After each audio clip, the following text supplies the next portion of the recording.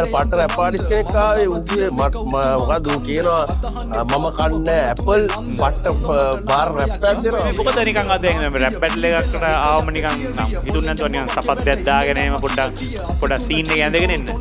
ඒකයි මම දාන්නේ රබර් සෙරෙප්පු. මම දාන්නේ සපත්තු. උනා මට ඉන්නෝ මිනිස්සු එක බාරන වදන. නෑ අයියේ මොකද සපත්තන් ආවේ නැත්තේ?